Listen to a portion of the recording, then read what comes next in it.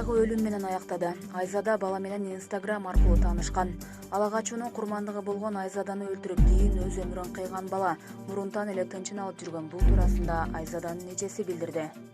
Анын айтымында экөө Instagram аркылуу таанышкан. Айзада аны Instagram аркылуу таанышкан. Бир канча убакыттан бери аркасына түшүп жүргөн.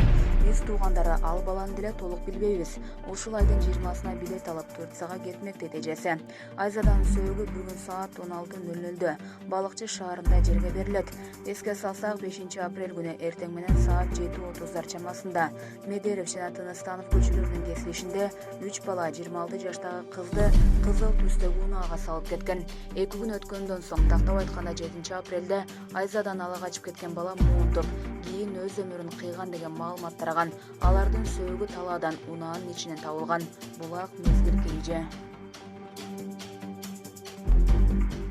Айзаданы өлтүргөн жигиттин үй бүлөсү жана 2 баласы болгон. Бул тууралуу Бишкек шаардык ички иштер башкы башкармалыгынын криминалдык милиция кызматынын башчысы Улан Айтбаев 8 апрелдеги маалымат жыйынында билдирди. Шектүү адам Замирбек Теңизбаев 2017 жылы Россия Федерациясынан Кыргызстанга келген. Инисинин сөзү боюнча мурунага кылмыш иши козголуп, Орусияда 6,5 жыл отуруп чыккан. Мурун үй бүлөсү бар болгон жана 2 баласы бар. Азыркы учурда бул маалыматтар текшерилип жатат деп билдирди Улан Айтбаев. Мындан тышкары, шектүү 2017 жылдан бери жеке такси айдоочусу менен алектенип, алгач батирлерди ижарага алып жүргөндүгүн кошумчалады. Булак Кыргыз кабар.